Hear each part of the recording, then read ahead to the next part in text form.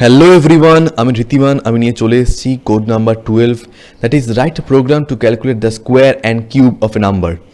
এবার যারা lecture number 27 and lecture number 26 already দেখে নিয়েছো, সো লেকচার নাম্বার 26-এ আমি বলেছিলাম that how to use this function called pow function. And by the way, pow ফাংশনকে ইউজ করার জন্য কিন্তু আমাদের একটা হেডার ফাইল ইউজ করতে হয়, দ্যাট ইজ math.h, তাই তো? ওকে, সো বলে রাখি এই পাউ ফাংশনটার কাজ কি, যারা তোমরা লেকচার নাম্বার 26 দেখোনি, সো আই উইল রেকমেন্ড আগে কিন্তু তোমরা লেকচার নাম্বার 26 দেখে আসো, তাহলে এই প্রোগ্রামটা করতে প্রচণ্ড সুবিধা হবে তোমাদের।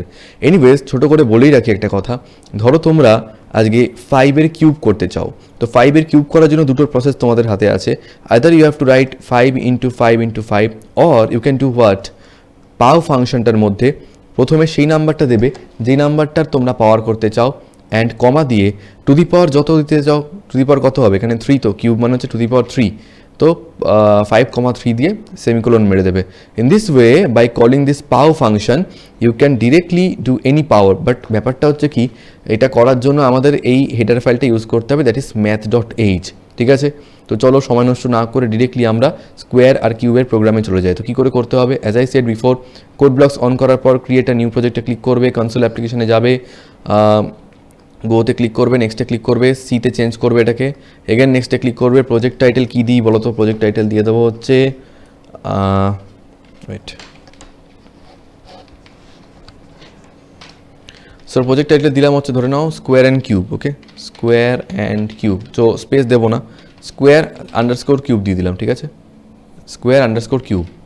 তারপর নেক্সটে ক্লিক করলাম, নেক্সটে ক্লিক করার পর ফিনিশে ক্লিক করলাম। দেখো ওয়ার্ক স্পেসে সোর্সেসের মধ্যে main.c বলে এটা চলে এসছে, ওখানটায় আমি চলে যাবো। আচ্ছা, বাই দ্য ওয়ে, আমি একটু ফন্টটাকে বড় করি, তাহলে দেখতে সুবিধা হবে।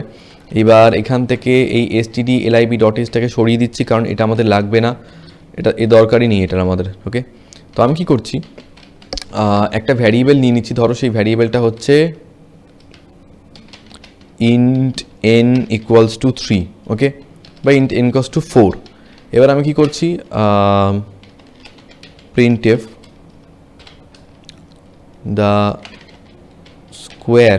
আচ্ছা, এক কাজ করি, তো স্কোয়ারটাকে সেভ করার জন্য একটা sqr বলে একটা ভ্যারিয়েবল নিলাম, আর কিউবটাকে স্টোর করার জন্য কিউব বলে একটা ভ্যারিয়েবল নিলাম। এবার আমি কি করব, sqr এর মধ্যে করে দেবো হচ্ছে n ইন্টু n, ওকে, আর কিউবের মধ্যে কি করব আমি, n into n into n, right? তো এটা হচ্ছে n ইন্টু n মানে হচ্ছে স্কোয়ার হয়ে যাবে n এর, আর n into n into n মানে হচ্ছে কিউব হয়ে যাবে finally.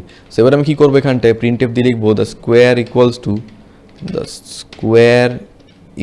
Two %d and cube equals two %d। এবার সিকোয়েন্স ওয়াইজ লিখতে হবে, রাইট, কমা দিয়ে। আমি তোমাদেরকে প্রিন্টএফ আর স্ক্যানএফের ইউজ বুঝিয়েছিলাম। যদি কেউ প্রিন্টএফ স্ক্যানএফের কাজ না বোঝো, তাহলে I will recommend lecture number 9 and 10 দেখে আসো, দেখবে ওখানে আমি লেকচার নাম্বারটা আমার মনে নেই এই মুহূর্তে, but there was a lecture যেখানে আমি প্রিন্টএফ আর স্ক্যানএফ নিয়ে ডিটেলসে ক্লাস করিয়েছিলাম, তো ওটা অবশ্যই দেখে আসবে, তাহলে এগুলো বুঝতে সুবিধা হবে। তো স্কোয়ারটা কার মধ্যে স্টোর করা রয়েছে, sqr ভ্যারিয়েবলটার মধ্যে, তাই ওটাকে আগে দিলাম। তারপর কিউব, রাইট, তো কিউবটা কিউব নামক ভ্যারিয়েবলটার মধ্যে স্টোর করা রয়েছে, তো সিকোয়েন্স ওয়াইজ দিতে হবে। তুমি যদি এখানটা সিকোয়েন্সটাকে উল্টে দাও, আগে কিউব পরে স্কোয়ার, তাহলে মুশকিল হয়ে যাবে, রাইট? সেমিকোলন ক্লোজ দিয়ে দিলাম। আচ্ছা, এটাকে সরিয়ে দিই, কোনো দরকার নেই। And by the way, return 0 রাখারও কোনো দরকার নেই, কারণ আমি এখন এটাকে ইন্টপেনটাকে ভয়েড মেনে কনভার্ট করে দেবো, right?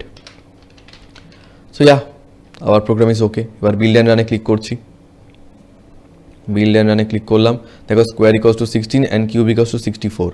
Okay, do one thing, আমি এটাকেও সেভ করে রাখি, কারণ তোমরা জানো আমি তোমাদের যতই কোড করাই না কেন সেগুলোকে সব স্টোর করে রাখি, যাতে তোমাদেরকে এগুলো আমি প্রোভাইড করে দিতে পারি। ওকে, ডু ওয়ান থিং, এটাকে আমি নাম দিলাম কোড নাম্বার কত এটা, দিস ইজ কোড নাম্বার 12। আমি তোমাদেরকে প্রমিস করেছিলাম 100খানা কোড হবে, অলরেডি 12খানা কোড এই কদিনের মধ্যেই হয়ে গেছে। ঠিক আছে, তো এটাকে সেভ করে রাখলাম, দ্যাটস ইট। এবার আমি কী করবো, আমি এখানে লিখছি মডিফিকেশানস, কারণ আমি এবার কিছু কোডটার মধ্যে মডিফিকেশানস করবো। মডিফিকেশানস, তো যেগুলোকে মডিফাই করব সেগুলোকে আমি আলাদা করে নাম্বার দেবো না, code 13, code 14, no, just modify করছি, তাই তো? তো এই same code number 12, but simple modifications, তো সেগুলোকেও আমি ওখানে অ্যাড করে দেবো।